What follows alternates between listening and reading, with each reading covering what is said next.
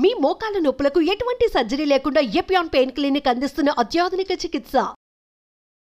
Welcome to Suman TV. నేను మీ నవీన్. ప్రస్తుతం మనతో ప్రముఖ ఆర్థోపెడిక్ సర్జన్ డాక్టర్ చంద్రశేఖర్ గారు ఉన్నారు. హాయ్ సార్, నమస్తే అండి. నమస్తే అండి. సార్, మోకాల నొప్పులు అసలు ఒకప్పుడు 60 yearsలో చూసేవాళ్ళము, తర్వాత వచ్చేసి 40 yearsకి అయిపోయింది, ఇప్పుడు 20లో కూడా చూస్తూ ఉన్నాం.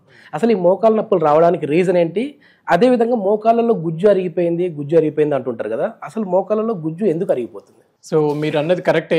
మోకాల నొప్పులు ఇప్పుడు చాలా కామన్ ప్రాబ్లం అయిపోయింది. కాకపోతే ఈ మోకాల నొప్పులకి రకరకాల కారణాలు ఉంటాయి, ఏజ్ని బట్టి ఉంటుందన్నమాట. చిన్న వయసులో అయితే అది ఏమైనా ఇంజరీస్ వలన, స్పోర్ట్స్ ఇంజరీస్ అయినప్పుడు ఒక్కొక్కసారి లిగమెంట్ టేర్ అవడం, లేకపోతే జాయింట్లోన మెనిస్కస్ అని షాక్ అబ్జార్బర్ ఉంటుంది. ఆ షాక్ అబ్జార్బర్ టేర్ అయినప్పుడు, లేకపోతే ఏమైనా చిన్న చిన్న ఫ్రాక్చర్స్ కానీ, అది కాకుండా మరీ చిన్న వయసులో అయితే గ్రోయింగ్ పెయిన్స్ అని వస్తాయి అన్నమాట. ఓకే. కాకపోతే ఈ లిగమెంట్ టేర్స్, మెనిస్కల్ ఇంజరీస్ ఎక్కువగా మనము స్పోర్ట్స్ పీపుల్లో చూస్తుంటాం అనమాట. సో ఇది యంగ్ ఏజ్లోన కామన్ రీజన్ పెయిన్కి. ఓకే. అది కాకుండా కొంతమంది ఇంకా కొంతమందిలో, ఎస్పెషల్లీ ఆడవాళ్ళలో ఏమిటంటే ఈ బోన్స్లోన వీక్నెస్ ఉండడం వలన ఒక్కొక్కసారి ఆ గుజ్జు అయితే ఉంటుందో అది కొంచెం సాఫ్ట్ అయిపోతుంది. దాని వలన కూడా నొప్పులు వస్తుంటాయి. కాకపోతే వీటి వలన మనకి అరుగుదలకి దారి తీస్తుందా లేదన్నది ఓన్లీ టైం బట్టి తెలుస్తుంది అనమాట. ఓకే. మీరు అన్నట్టుగా 40s, 60sలో కూడా కొంతమందికి ఒక్కోసారి అరుగుదల వస్తూ ఉంటుంది. సో ఈ అరుగుదలకి రకరకాల కారణాలు ఉంటాయి. మోకాళ్ళు అంటే అరుగుదల అంటే అది గుజ్జు అరిగిపోవడం సార్, లేదంటే బోన్ రాపిడి వల్ల బోనే అరిగిపోవడం? కరెక్ట్. దీనికి డిఫరెంట్ స్టేజెస్ ఉంటాయి అన్నమాట. ఓకే. ఎర్లీ స్టేజ్లో ఏమిటంటే ఈ గుజ్జు ఏదైతే ఉంటుందో అది మనకి సాఫ్ట్ అయిపోతుంది. ఓకే. గుజ్జు అన్నది మనకి ప్రొటెక్షన్. ఫర్ ఎగ్జాంపుల్ నేను మీకు ఈ మోడల్లో ఎక్స్ప్లెయిన్ చేస్తాను. సో ఇది జాయింట్, మోకాళ్ళ జాయింట్ ఎలా ఉంటుందని అంటే, పైన థైలో ఉన్న బోను, ఇది లెగ్ బోన్. రెండిటికి మధ్యన మనం చూస్తే వైట్ కలర్ స్ట్రక్చర్ ఒకటి ఉంటుంది, అది కుషన్ లాగా పనిచేస్తుంది అనమాట. అది బలంగా ఉన్నప్పుడు మనకి జాయింట్ కి మంచి సపోర్ట్ దొరుకుతుంది, నొప్పి ఏమి తెలియదు అనమాట. ఓకే. కొద్ది మందిలో ఏమవుతుందనంటే, ఏమైనా ఇందాక లెగమెంట్ ఇంజరీస్ ఇవన్నీ చెప్పాను కదా, అది కాకుండా ఏమైనా ఎప్పుడైనా ట్విస్ట్ అయ్యి చిన్న డ్యామేజ్ అయింది అనుకోండి, చిన్న స్క్రాచ్ పడింది అనుకోండి, అది over a period of time 10 సంవత్సరాలు 20 సంవత్సరాలు గడిచాక అరుగుదలకి దారి తీస్తుంది. ఇది one of the main reasons అన్నమాట అరుగుదలకి. ఇది కాకుండా కొంతమందికి వంశపారంపర్యంగా కూడాను ఆ కార్టిలేజ్ లో కొంచెం వీక్నెస్ రావడం, ఆర్థరైటిస్ ఎర్లీగా సెట్ ఇన్ అవ్వడం కూడా అవుతుంది. ఇది వంశపారంపర్యం కూడా అవుతుందా సార్? కొద్ది మందిలో ఉంటుంది. ఇది కాకుండా కొన్ని అలవాట్ల వలన, మనకి ఇండియన్ స్టైల్ ఎక్కువగా కిందన కాలు ఫోల్డ్ చేసి కూర్చునే అలవాటు ఎక్కువ. ఇండియన్ స్టైల్ బాత్రూమ్ వాడడం, వెళ్ళడం, ప్లస్ పనులన్నీ కాలు మడుచుకొని చేయడం వలన కూడాను జాయింట్ మీద ఫోర్సెస్ ఎక్కువ పడుతుంటాయి అనమాట. ఆ లోడింగ్, కంటిన్యూస్ లోడింగ్ అవుతున్న కొద్దీ ఏమవుతుందని అంటే, ఇందాక చెప్పాను కదా, ఏమైనా స్క్రాచ్ కానీ ఏదైనా చిన్న ఇంజరీ అయింది అనుకోండి, ఆ కంటిన్యూస్ లోడింగ్ వలన అది over a period of time అరుగుదలకు దారితీస్తుంది అనమాట. సో స్టార్టింగ్ స్టేజ్ లో ఏమవుతుందని అంటే, అది కొంచెం సాఫ్ట్నెస్ ఉండి చిన్నగా రఫ్ అయిపోతుంది. మీరు అన్నారు కదా బోన్ ఆన్ బోన్ అని. సో ఇవి 4 stages ఉంటాయి. ఫస్ట్ స్టేజ్ లో ఓన్లీ సాఫ్ట్నింగ్ ఉంటుంది. సెకండ్, థర్డ్ స్టేజ్ లో ఏంటంటే కొంచెం రఫ్నెస్ ఇంక్రీజ్ అయిపోతుంది. ఇంకా ఫైనల్ స్టేజ్ వచ్చేసరికి ఆ గుజ్జు కోటింగ్ ఏదైతే ఉందో అది వెళ్ళిపోతుంది అనమాట. పూర్తిగా కోటింగ్ వెళ్ళిపోయిందని అంటే కిందనున్న బోన్ ఎక్స్పోజ్ అవుతుంది. మనకు తెలుసు బోన్ చాలా సెన్సిటివ్ స్ట్రక్చర్. ఎప్పుడైనా చిన్న దెబ్బ తగిలింది అనుకోండి, బోన్ ఎంత గట్టిగా ఉంటుంది, నొప్పి పెడుతుంది. సో అలాగే ఏమవుతుందనంటే, ఈ కార్టిలేజ్ వెళ్ళిపోయేసరికి బోన్ మీద బోన్ రబ్ అవ్వడం వలన నొప్పి వస్తుంది. దీనికి ఒక్కొక్కసారి వెయిట్ కూడాను ఒక కాంట్రిబ్యూటింగ్ ఫ్యాక్టర్ అనమాట. ఆల్రెడీ ఇలాగ ప్రీడిస్పోజింగ్, ఏమైనా స్క్రాచ్ పడ్డము, ఇంజరీస్ అవడము, దానికి తోడుగా పేషెంట్ కొంచెం హెవీ వెయిట్ ఉన్నారనుకోండి, లోడింగ్ అనేది ఇంకా ఎక్కువ అవుతుంది, మోకాళ్ళ మీదనే పడుతుంది. కరెక్ట్. సో అప్పుడు ఏమవుతుందని అంటే, ఇప్పుడు ఈ మోడల్లో చూసినట్టుగా బోన్ ఆన్ బోన్ అని అంటాం. సో ఇంకా గుజ్జు ఏమి ఉండదు, ఆ ఎముక మీద ఎముక రాసుకుపోతుంది అనమాట. సో దీనికి తోడు మన డే టు డే యాక్టివిటీస్ తో ఏమవుతుందని అంటే, కాలు కొంచెం బెండ్ వచ్చేస్తుంది, ఆస్టియోఆర్థరైటిస్ అని అంటాం దీన్ని. ఓకే. సో ఇది common variety of arthritis. Arthritis అనేది జనరల్ టర్మ్ అనమాట. ఎనీ జాయింట్ ఇన్ఫ్లమేషన్ ని ఆర్థరైటిస్ అని అంటాము. ఆస్టియోఆర్థరైటిస్ అన్నది ఇట్లా అరిగిపోవడం, డీజనరేటివ్ ప్రాసెస్. ఇంకొక వెరైటీ ఆఫ్ ఆర్థరైటిస్ ఉంటుంది, అది ఇన్ఫ్లమేటరీ ఆర్థరైటిస్ అని అంటాం. మనం చూస్తుంటాం కదా కీళ్ళవాతం అని, లేకపోతే యూరిక్ యాసిడ్ ఎక్కువ ఉండడము, గౌట్ అని అంటాము. కొంతమందికి స్కిన్ ప్రాబ్లమ్స్ ఉంటాయి, సోరియాసిస్ అని, దాని వలన కూడా జాయింట్ లోన ఎఫెక్ట్ ఇస్తూ అరుగుదల ఉంటుంది. వస్తుంది. సో ఇది ఇంకో కేటగిరీ, ఇది ఒక కారణం అనమాట. ఆస్టియోఆర్థరైటిస్ ఒక కారణం అయితే నీ పెయిన్స్ కి, ఇన్ఫ్లమేటరీ ఆర్థరైటిస్, రుమటాయిడ్ ఆర్థరైటిస్ అన్నది ఇంకొక కారణం.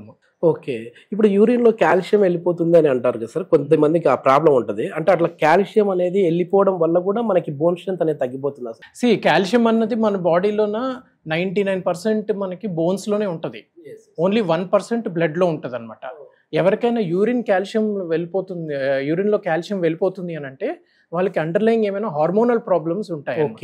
జనరల్ గా ఉండదు. మన బాడీ ఏంటంటే చాలా మంచి రెగ్యులేటర్ అనమాట.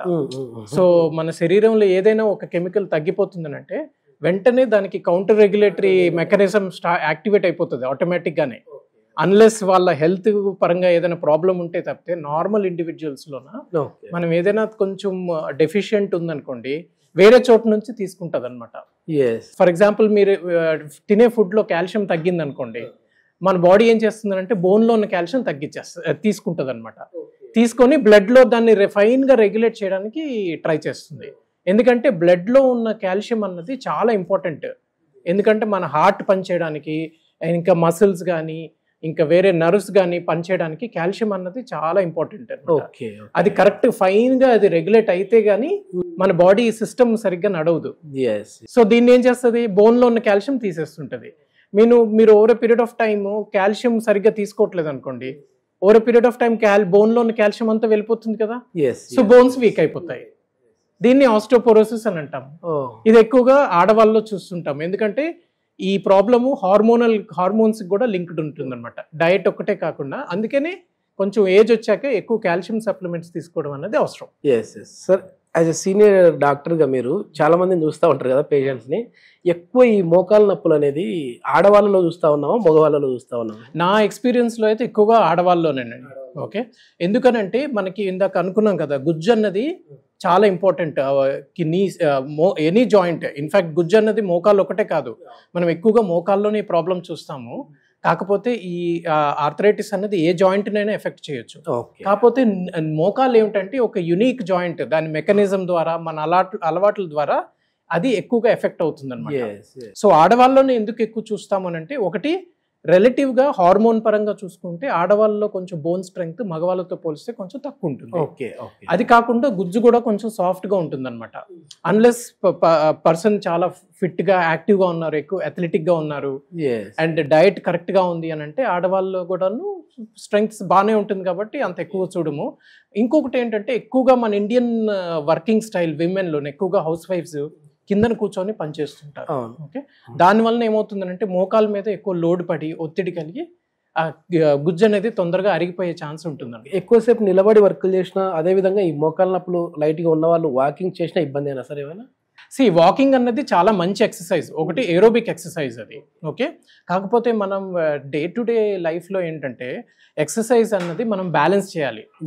ఒకటే రకమైన ఎక్సర్సైజ్ చేయడం అనేది అంత మంచి ఐడియా కాదు. లైక్ ఇవన్నీ ఏరోబిక్ ఎక్సర్సైజ్ మీ హార్ట్ ఫంక్షన్ ఇంప్రూవ్ అవడానికి వీటికి పనిచేస్తుంది. వాకింగ్తో పాటుగా స్ట్రెంగ్త్ ట్రైనింగ్ కూడా చేయాలి. ఎందుకంటే మనం ఇప్పుడు ఏదైనా ఒక పర్టికులర్ కీళ్ళు ఒక జాయింట్ తీసుకున్నాం అనుకోండి, దాని మీద లోడ్ పడడానికి రకరకాల ఫ్యాక్టర్స్ అనమాట. ఒకటి ఆ బోన్లో స్ట్రెంగ్త్ ఎంత ఉంది, చుట్టూ ఉన్న మసిల్స్ ఎంత స్ట్రాంగ్గా ఉన్నాయి అన్నది కూడా చాలా ఇంపార్టెంట్. మసిల్స్ స్ట్రాంగ్గా ఉన్నాయి అనుకోండి జాయింట్ని ప్రొటెక్ట్ చేస్తుంది అనమాట. సో అందుకే strength training important. So walking అన్నది చాలా మంచిది యాక్చువల్లీ. ఎప్పుడైనా జాయింట్లో ఏంటంటే కదలిక ఉండాలి, మూవ్మెంట్ ఉంటేనే ఆ జాయింట్కి నరిష్మెంట్ అందుతుంది. అది కాకుండా చాలా మీరు అన్నారు కదా, ఎక్కువసేపు నిల్చున్నా ఎక్కువసేపు కూర్చున్నా సరే పెయిన్స్ ఎక్కువ అవుతాయి. ఎందుకనంటే మూవ్మెంట్ ఉండదు కదా జాయింట్లో. అవును, అలాగ ఒకే పొజిషన్లో ఉండడం వలన ఒక్క పాయింట్ మీద ఎక్కువ లోడ్ పడి ఆ పాయింట్ మీద స్క్రాచ్ పడి అది అరిగిపోయే రిస్క్ ఉంటుంది అనమాట. జాయింట్ ఎప్పుడైనా అటు ఇటు మూవ్ అవుతుంది అనుకోండి, అప్పుడు ఆ జాయింట్లో ఉన్న లిక్విడ్లో ఉన్న న్యూట్రియంట్స్ ఆ గుజ్జుకి అందుతాయి అనమాట. ఓకే. సో అందుకని మూవ్మెంట్ అన్నది ఇంపార్టెంట్, కదలిక ఇంపార్టెంట్. సో అందుకే వాక్ చేస్తే మంచిది. వాక్ చేస్తే ఒకటి ఏంటంటే ఏరోబిక్ హార్ట్ ఫంక్షన్ ఇంప్రూవ్ అవుతుంది, మసిల్ స్ట్రెంగ్త్ ఇంప్రూవ్ అవుతుంది, జాయింట్లో ఉన్న మొబిలిటీ వస్తుంది అనమాట, కార్టిలేజ్ అంటే గుజ్జుకి కొంచెం నరిష్మెంట్ కూడా అందుతుంది.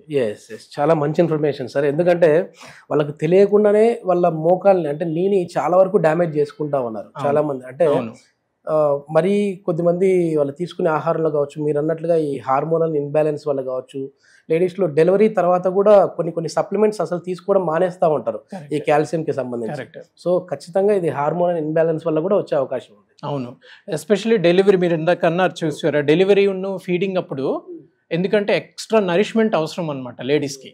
సో ఆ టైంలో ఎక్స్ట్రా సప్లిమెంట్స్ తీసుకోవడం, డయట్ పరంగా కొంచెం శ్రద్ధ వహించడం చాలా important. Thank you sir, thank you. నమస్తే.